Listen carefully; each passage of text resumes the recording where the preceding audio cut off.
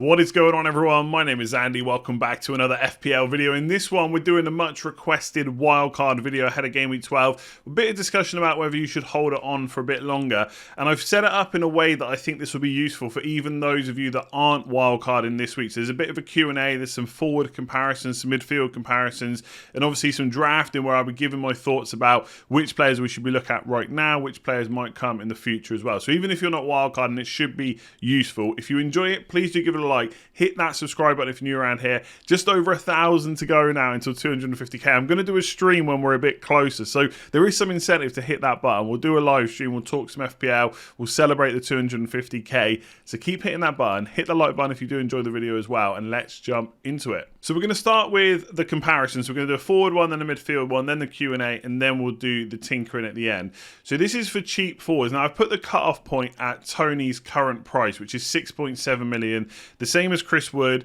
then Pookie's 5.8, Edouard's 6.5, I think Hwang's 5.8 as well, and then King is 5.6. So that's kind of the top end. We could have gone to players like Wilson and Jimenez and Antonio, but I put them in a different price bracket. There is obviously a few forwards missing from here. This isn't every single one, but players like Morpay just aren't starting at the moment. I think St. Maximin, I personally would just prefer trying to find the extra 0.5 million. I know it's quite a lot of money, especially when you're trying to get every little bit of cash out of your team. But I think you get Wilson, better goal scorer on penalties as well. He would be the one I would go for if I was trying to get a Newcastle attacker for whatever reason, right? So we look at these numbers. So you got expected goal involvement per 90 minutes. Tony's 0.44, which is respectable on this list, right? And I'm talking a lot about Tony because I know a lot of people want to get rid of him. If you're wildcarding, you're probably thinking about going without him.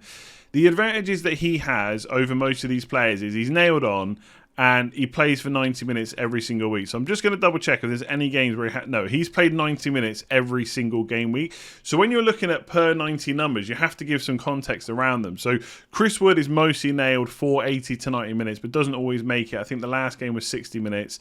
Pookie obviously has been really poor. They will have, you assume, a new manager before the next game. Maybe that manager will be able to turn it around. But right now, I'm not even really sure who's in the running. Like, Gerrard's just been signed for Villa. So for Norwich, I'm not quite sure. It's a relegation battle. I'm not sure how quickly they're going to be able to turn things around. But he is a lot cheaper at 5.8 million. So when you're building your wildcard teams or when you're working out your transfers over the next or for the next few weeks, that extra bit of cash might come in handy. And bearing in mind, if you buy someone like Pookie, the way people are setting up their teams are like 4 defenders, 4 or 5 midfielders. You don't necessarily have to play him every single week. So that is possibly a benefit that you save a bit of money. Eduardo I quite like. 0.5 expected goal involvement is pretty decent. He doesn't usually get to 90 minutes though. So again, you've got to kind of subtract a little bit off that. Doesn't have penalties either. He has kind of moved to the left over the last few games, but his numbers seem to be okay. So I wouldn't really read too much into that. I quite like the fact that he seems to be starting regardless of the way they set up or which other personnel is involved. Hwang has some okay fixtures coming up, Norwich away and Burnley at home. But then I know as a Jimenez owner that the fixtures get pretty poor after that. So you've got Liverpool at home, Man City away, Brighton away, Chelsea at home. Now that 4 fixture run is about as bad as it gets. Again, you could have him playing for the couple of good games and then rotating with your defenders, your midfielders going forward, and then have him back for kind of the Watford game a little bit later on. But you're not going to want to play him too often after that kind of Norwich and Burnley game. And Josh King, look, his numbers are really high. I would take that with a pinch of salt. I don't expect that to continue. His kind of career expected goal involvement numbers aren't too bad. They're nothing to shout home about, but they're okay. So if he keeps playing 90 minutes, that could be decent. My only worry is Watford have quite a few attackers. Ranieri's not been there that long. Will he, if things don't go well, if they don't start winning plenty of matches, obviously they had that really good Everton result, but if they don't start winning match after match after match, and obviously that's not to be expected, but at least some good performances, will he start tinkering around with the team, right? And I know like he's called the Tinker Man, but will Josh King continue to play 90 minutes every week? Maybe he will. Watford fans, let us know in the comments below. But I think there is a risk that his numbers come down and he maybe doesn't always play every single week. But right now it's looking pretty good. And again, he's very cheap at 5.6 million. Fixtures are really poor coming up. Again, it's about as bad as it can get. Man United, Leicester, Chelsea, Man City. It's not a good fixture run. But if we bring up Watford's fixtures after that, They got Brentford away, Burnley away, Palace at home, Wolves away, West Ham at home. So again, he could be a bit of an enabler to allow you to get elsewhere. But if I'm looking at this list, I still think Tony might be one of the best options on this list. Edouard I'm intrigued by Edouard because he is playing, even if he's not getting to 90. His numbers are good. Palace as well are playing well. They are creating chances. And the fixture run is quite good. So again, if I bring up Crystal Palace's fixtures, and you'll see when I do the drafts later on, I have got Edouard in one of the teams. The good fixtures kind of last for a while. You've got Everton, Southampton, Watford. Okay, Spurs away is not great, but then it's Norwich, West Ham at home, etc. So you can kind of keep him for a little while and hope that he just keeps on starting. If we look at his minutes so far, since game week 6, when he came into the team, like proper got a start, he started every single game since. So that is a good indication of how Patrick Vieira is going to use him. So right now, I think my favourites on the list are still Tony and Edouard. Don't count out Chris Wood. His numbers are always pretty good over the course of a season. He is what he is on penalties as well. I think Pukki, Hwang and King just really come down to, I really shouldn't have said Hwang and then Josh King, should I there? But I'll leave that in. Those three really come as enablers. And it really comes down to how you're going to set up your squad. Personally, I wouldn't necessarily want them in my team, but depending on how you go about it, you could do it. But I think Tony could still be the one. I know it hasn't quite worked out so far, but the numbers are pretty good. Nail, penalties, fixtures are good for now. You could always move him on to someone later on. And it's not an obsession with Ivan Toney and Brentford like some people are saying. It's just that I think, yes, okay, things have gone bad, but we have to look forward. Who's got good fixtures? Edouard and Toney. And who are going to start? Those two as well. I think that's probably where I'd be looking at. But don't count out Chris Wood. And obviously the rest, if you need enablers, could be decent too. Especially Hwang with his Norwich away and Burnley at home fixtures coming up soon. Okay, so when it comes to forwards, I still think Tony is decent. But with midfielders, it's a little bit different. I think there are some other players you could go to instead of Mboma if you're sick of him. But again, he does have good fixtures. His numbers are good as well. 0.54 expected goal involvement. That's the same as Rafinha so far this season. And you know my thoughts around him and what good value is. So again, if you've got Mboma and you're not wildcarding, then you could definitely think about keeping him. If you're wildcarding, though, there probably is... I don't know if it's an opportunity, but you could go different if you wanted to. If you're like sick of him, you don't think he's going to score, finishing isn't great, or whatever your thought process is around him, you could move him on. I do think it's probably the wrong time to be buying Smith Rowe. The thing with Arsenal's fixtures is there are some good ones kind of interlocked between the bad ones. So after Man United away, Everton away, Southampton at home, West Ham at home is maybe not great. It's not awful, but it's not great either. But then you've got Leeds and Norwich. So they've got some good fixtures coming in. And if you can rotate him, Smith Rowe might not be so bad. But I just think like his expected goal involvement is 0.32. It's not that high, especially when you compare it to some of the others on the list. And I do think maybe he's on a bit of a hot streak right now with scoring goals. Is that going to continue? The fixtures aren't great. I'm not sure about now going for him if I was on a wild card. I might opt for someone else.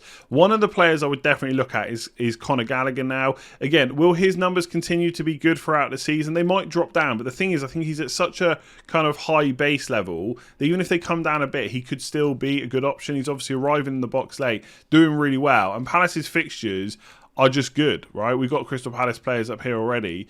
Again, like Edouard, you can kind of keep him all the way down to this Norwich fixture. And if you needed to play him most weeks, you can because the fixtures are good. So as long as he stays fit, happy days with Conor Gallagher, I think. I still wouldn't completely discount Rafinha. But after the 4 fixtures you see there, which aren't too bad, they're not great, but they're not too bad either, it gets really bad, right? So after Brentford at home, it's about as bad as it can get. You've got to play Chelsea, Man City and Liverpool all away. That is literally the 3 worst fixtures you can probably get. And the game in between those is Arsenal at home. So this really is a horrible fixture run. Now, if I had Rafinha, and even if I was wildcard, I might want to keep him. If I'd already used my wildcard, I definitely would probably hold him. You could potentially hold him through those 4 tough fixtures. But I think there's possibly an opportunity to go against him right now. Now that's obviously burnt me over the last couple of weeks, but that was just poor, right? Against Norwich in particular. The fixtures coming up, Spurs away, Brighton away, they don't scream massive amounts of goals anyway. Palace have been difficult to break down. Brentford is probably the best fixture in the next 8. And that fixture is in 4 game weeks' time. So I'm not sitting here saying we need to rush Rafinha out of our teams or anything like that. But I do think if I'm on a wild card, I may go against him and just save a little bit of money, because bear in mind he's like I think he's 6.5 million now, maybe 6.6, yeah, 6.6. So he is a bit more expensive than everyone else on this list, especially the likes of Gallagher, Smith Rowe and Bomo. The other one is Bowen. Now, again, I don't know if right now is the best time to be buying West Ham players, because Man City away, Chelsea at home are not ideal fixtures. But Wolves away and Brighton at home are okay, and the fixture run afterwards is quite good. So you could get him in place now, bearing in mind that game week 16 fixture term for West Ham is good. And West Ham have just been brilliant so far this season, so I wouldn't completely discount him. With Trossard, I don't know if he's going to keep playing as a number 9 as he has been. When Maupay's not on the pitch, he looks to be on penalties. When Maupay is on the pitch, let's see what happens there. Brighton fans, again, let me know in the comments below if you think that Maupay will take them or Trossard will take them when they're both on the pitch. I'm going to assume Maupay, but let's see. But the fixtures are quite good for Brighton, but he's not, like 0.28 expected goal of almost not that high. And to be fair, he hasn't played number 9 a lot, so maybe that will increase his output. But again, I don't know. I don't think he's the one I'd go for. I think I would try and take some money out of those midfield positions, and I'd either stick with Mbommo, or if you're sick of him, possibly go to Gallagher. But soon you are going to want Bowen, so you need to factor that in to your plans. Or not that you want him, but he is going to be a really good option from game week 16, so you need to consider that. Rafinha, I think you can maybe go against, and I don't think it's the right time to buy Smith Rowe. Okay, let's do a few of the questions. So first one from Graham, FPL Focus. You can go and follow him on YouTube and on Twitter. Is it worth holding your wildcard until you see Eddie Howe and Steven Gerrard's effects on Newcastle and Aston Villa? Which players will do well under those managers? So the short answer is no. I don't think you save a wildcard to worry about Newcastle, who are possibly going to be in a relegation battle, right, for most of the season. And Aston Villa, okay, Steven Gerrard comes in with some high hopes, and he has done well at Rangers. And I think he probably will do fine at Villa as well. But I don't think they have enough players to warrant waiting on a wild card. The other thing is, Newcastle's fixtures are good right now. So if I'm looking now, in the next 4, they've got Burnley, Norwich and Brentford. I've gone backwards. It's Brentford, Norwich and Burnley without Arsenal away in between. But then they get pretty tough. You're not going to want to bring them in anyway. So you're going to be kind of waiting until like game week 21, etc. So if you want Newcastle players, now is the time to do it. And I think Eddie Howe has worked with some of them before, Fraser and Wilson. He's already said that he wants to be an attacking team. And I don't think they can get any worse defensively. So if you can get them playing a little better in attack, get some more chances created for Wilson, and happy days. I think Wilson is a good pick right now. If you wait a couple of weeks, you're just not going to want to bring him in, and you've missed some of the good fixtures. So he's not worth waiting for. With Villa, we need to see how he's going to set up. A lot of the talk is like a 4-3-3, attacking fullbacks. Will Cash and Target be good enough for that? Let's wait and see. I assume it's going to be like Watkins on the left, Ings through the middle, and then Bailey on the right. We'll have to wait and see. So Leon Bailey does kind of interest me. With Aston Villa's fixtures, like if I just bring them up here right now. Yeah, Brighton at home, Palace away, Man City at home, Leicester at home, Liverpool away. Again, if you're waiting for these players, you're going to be waiting until game week 17. The interesting thing is, if Gerrard gets them playing really well straight away and Leon Bailey becomes an option, then around the game week 17 mark, Norwich away, Burnley at home, etc. You've got Leeds and Brentford there. A lot of away games, but decent enough fixtures. Then if you're looking to switch a player like Rafinha, for example, and to Bowen, you could just go to and pivot to Leon Bailey instead. So there are definitely options there. But do I think they're worth waiting for? Probably not, right? I think Wilson's going to be the main man at Newcastle. I don't think we're going to want any defenders from there. Bailey, Ings, Watkins could all be options, but they're not good enough, I don't think, to wait on a wild card. So I wouldn't wait, but plenty of players that could do well. Okay, this is a really good question from Andrew. Go and follow him on Twitter if you're not already. Always comes up with some interesting and unique stats from the FPL world. So if on Wildcard Now, would you include Kane and Son, or Son and Kane? If you'd only include one, which one? Now, would I include both? I don't think it's completely out of the question to do it. I'm going to show you the draft in a second where I've put both of them in, and I think it looks pretty good. There's a couple of players that aren't in there to kind of compensate for how expensive they are. Obviously the cons for having Son and Kane is you take up a lot of your budget for two players who, realistically, depending on what type of manager you are, you're maybe not going to captain that often because Salah is just so good right now, right? So if you want to fight against the crowd, you can. There's nothing wrong with that. I think Spurs have got some good fixtures coming up where you could do it. One of them is this week, possibly. One of them is Norwich in Game Week 15, if you want to do it. But obviously, we haven't seen a huge amount of Spurs under Conte so far to say that we need to go out and captain them. So you've got two players. You can only captain one of them anyway.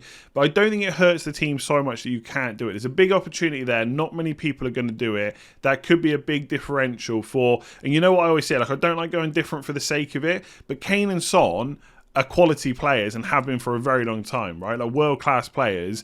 They're decent. You could do it. If it was only one, I keep coming back to Son because I just think he's cheaper and I think the overall squad is better. But I still come back to the fact if I wanted to captain one, Kane is still the one. Conte has said plenty of times before he wants him in the box. He is a striker, great at scoring goals, and that's what we want Kane doing. And he's on penalties. So if I was going to want to captain them, I know that Son's been better, but I keep getting drawn back to Kane. And you get that kind of easy route to Ronaldo around Game Week 16, right? So that Spurs to Man United fixture swing. So if Ronaldo's going to be the one, I think it's just worth just putting Kane in right now. But I keep coming back to Son because he is cheaper, and I think the rest of the squad looks better. Let me just quickly... I'm not going to do loads of changes to this team because I'm going to do some more draft tinkering later on. But this is a team that I came up with Kane and Son. Now you can have James instead of Chilwell. You can have different defenders if you wanted to. Like, I've still got 0.1 million to play around with. You could change it around a bit. You could have Hwang instead of Tony, etc., and put some more money into midfield. The biggest issue I think right now is there's no Antonio. So if you've owned him all this way, you've got to sell him. You've got to buy him back for more expensive. Or for a higher price, right, which is going to be difficult, I think, with this team. Callum Wilson's good for 4 fixtures, but then you've kind of probably got to figure out a way to get rid of him. You could maybe keep him for Leicester, but after that, it does get tricky. And also, you've got no Foden, no Rafinha either, if you wanted to keep him, and no Jota, who I do think is another big opportunity right now if Firmino's going to be out for a while. So the question is, does Kane and Son counteract all that? Possibly, but they would have to start scoring plenty of goals right now, because if they go a couple more game weeks without doing that, and you're missing out on Jota, you're missing out on Foden, you maybe haven't got the 4 defenders that you want if you want to add a Reece James in there or something else, then I just think they're too detrimental to the side. Obviously, you could sell them in a couple of game weeks or after 4 weeks, right? You could keep Kane, go to Ronaldo in game week 16. You could downgrade Son to Foden or Jota, whoever it is, and use that money elsewhere. But you're kind of already setting up transfers. So I don't hate this team. I think it looks pretty good, to be honest. Again, you could save a bit of money and go from Mbeumo to Smith Rowe if you really hate him, if you really hate Mbeumo, etc. You could switch Tony to Eduardo, all those forwards we already spoke about. I think it looks good. I don't think it's what I would do if I had a wildcard. It's always hard to put yourself into the position of someone that is wildcarding, because I don't think you think about it quite the same when you're not using the chip. But I don't think I would do this, but I also don't think it looks bad at all. Okay, so this question comes up every time wildcards are being talked about. Essentially, how many player changes do you have to make in order to wildcard? And I would just say the same thing all the time. If there's like 3 to 5 key players, that's probably enough. You're never going to be here in a position, I've said this a lot of times this season so far, you're never going to be in a position where you need to change the whole team. If you are, you're in really big trouble and you probably should wildcard and maybe should have done it earlier. But if you've got 3 to 5 really key players, let's say you really want Reece James, you want to jump on the Spurs bandwagon, you want to get Jota in as well, there's 1 or 2 other players that you'd like to change, and then also you're going to change a few periphery players as well, like on the bench or whatever, then I think that's enough. I don't really know what else you could really be waiting for. So we're going to answer the question about if there's a better time later on, but for your team, that's the kind of things I would think about. So if I didn't have a Spurs player and I wanted Jota and I wanted to change a couple of forwards or something like that, that would probably be enough for me to kind of get myself ahead of everyone else, or at least to catch up where everyone else is, and then you can start making kind of more aggressive or pre-planned transfers after that. Because if you don't do that, you're catching up with transfers and you're never really getting ahead of the game, and there's not really too much else to wait for. So yeah, few players, 3 to 5 key players, that should be enough. Don't wait until you've got loads of injuries. So no one really asked this question, at least not in this way, and I thought it was a good question to answer and people will be thinking about it, so I kind of added it in from myself. So is it a good time to wildcard now? have I written that well? Is it a good time to wildcard? Yeah, or should I wait until later on? Right. Considering I've written this question, it's pretty bad. So essentially, like this isn't talking about player changes. It's just, is there going to be a better opportunity later on? Obviously, you've got to use it within the first half of the season. I think now probably is a decent time to use it, because you've got all those things I just spoke about: Jota, Spurs, getting onto Chelsea defenders if you haven't got them, etc. How much is going to change realistically in the next few weeks to make you regret that? Probably not a lot. Like, what are a lot of people right now thinking of doing in a few weeks? They're thinking of switching to Man United players. So as long as you set up your wild card so you're not too far away from doing that, maybe you switch a couple of your cheaper players to West Ham players. That is about it. So I don't think there's a huge amount. Like, if we go to this, so this is the season ticker on Fantasy Football Scout. Now, they have paid me for videos before. They're not paying for this one. It is just genuinely a site that I use quite a lot. So this is the season ticker. This is from game week 15. So this is from when Man United's fixtures turn. This is the best fixture runs over the next 5 game weeks from game week 15. Look at the teams at the top. You've got Man United, you've got Man City, you've got Liverpool. Everyone's going to have Liverpool players on their wildcard now anyway, so you get them in now. You don't have to worry about getting them in later. Most people are going to have at least one Man City defender, maybe Foden as well, possibly Jesus, I don't know. But again, you can get them now. You don't have to wait until then. Man United, you've got the easy switch from Spurs players if you really want to do it. And I don't think Man United are going to be so good that we're going to regret not having held the wild card for like Luke Shaw, Fernandes and Ronaldo. I just don't see a situation where everyone has Fernandes and Ronaldo in the team. A big differential, but a lot of money. Watford, okay, maybe you could go for Watford players. And then you've got Arsenal. So as I said earlier, for like Smith Rowe, it's probably not the right time to buy him, but if you can rotate him in and out of your team or in and around your squad, you could then hold him on to this good run of fixtures. And we've spoken a lot about West Ham. So for me, there's not a lot there from game week 15 onwards, which is the Man United fixture swing, to warrant waiting, really. Now, your team might be different. Like, we can put it down a bit later, like game week 17. But again, the best teams are still Man United, West Ham, we've already spoken about. Crystal Palace, again, you could put Edouard, Zaha, Gallagher in right now. It doesn't really matter. Aston Villa, these are just not fixtures or teams that I think it's really worth waiting for. If your squad is perfect right now and you've got all those players I just spoken about, Jota, Spurs, Chelsea defenders, etc., then maybe you hold on to it. But if you don't, I don't really see a good reason to wait too much longer. Just get it done. Have a think over the international break. It's done. Then start pre-planning your transfers. Okay, let's do some tinkering. So the way I've done it is I've set up a Kane draft. I've set up a Son draft with like a 3-4-3, and then I've set up a draft that I would probably look at doing right now based on all the information that we have. And I'll go through some of the kind of pros and cons and just talk through them. So I've set them all up in advance. I'm not gonna go through loads of setting it up as we go through the video. And I've also left how much money I've got left in the bank. Now, as always, you may have more. You could set this team up and not be able to afford it. You could set this team up and have loads of money left over. It's all going to depend on how quickly you jumped on certain players. I've got Chilwell. It could be James. I guess if I was buying right now, bearing in mind they're the same price, would I go for Chilwell again or would I go for James?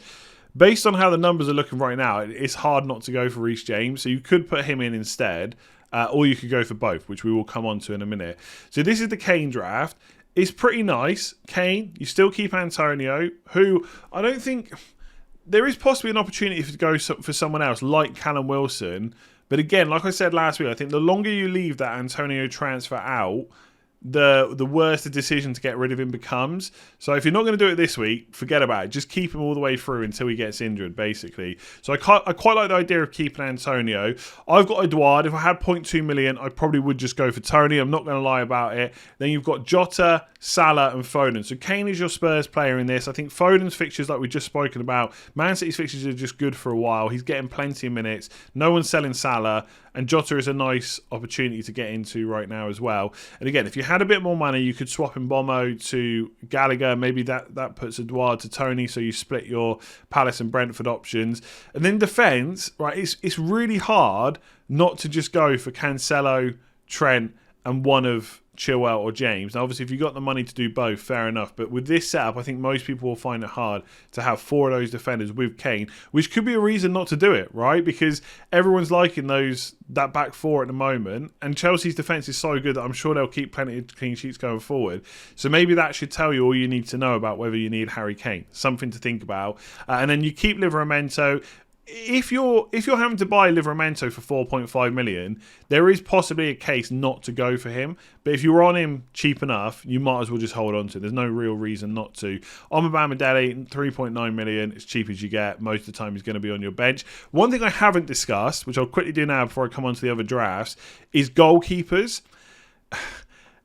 It's really difficult because the grass is always greener with goalkeepers. If I'm spending 4.6 million, or is Ramsdale 4.7? Yeah, 4.7. The only other keeper I would consider right now, you can't really go Sanchez unless you really like him so much you're willing to get another playing keeper, and you could just get Steele from Brighton, who's going to play the next game. The other option is to go for Guaita, because Crystal Palace defence has been really good so far, and even if they drop down a bit, they could still be good value. So if you wanted to get a Crystal Palace defender, bearing in mind their defenders are not that attacking, then it could be Guaita that you go for. I don't think he's a bad option. You save a bit of money as well. He's 4.5 million. Decent enough shot stopper. And if Palace keep these numbers up, he's going to be great value. You are going against the crowd because most people have got Ramsdale or Sanchez, but I don't think Guaita is a bad option. So that's something else to consider. Would I do that if I was on a wild card? I think I would be seriously tempted. Again, grass is always greener. I've got Ramsdale. I'm always complaining about him, even though he's fine. I think Guaita's a nice option. Bearing in mind, you're not going to swap your goalkeeper till the next wild card, which is probably going to be around at least game week 30. I mean, they've got good fixtures, but by that point, most teams are going to play each other another time anyway. But I think Guaita's a serious consideration. You could potentially go for it. This draft is a 3-4-3 with Son. The problem is there's not too much money left over, so you've got to go for Hwang, who is only really good for a couple of game weeks, and after that you might want to rotate him around. The problem with this setup is once you start rotating him around, you've got to play one of your defenders, Livramento and Gay, every single week, or whichever Palace defender you want to go for. And I don't think that's necessarily ideal, which is why I don't particularly like 3-4-3 with Son. The other option is, of course, that you downgrade one of Foden or Jota, which you could definitely do. So you bring in someone like, we'll just go with Gallagher, 5.8 million, and then you use the money to upgrade Hwang to someone else. So 7.7, you could go for Tony, whoever you want to go for. I know people don't like Tony, but he's always the first one that comes to mind. And then you have got a little bit of money to spend elsewhere. So if we put him in, this is probably just going to bring it back to what the other squad was.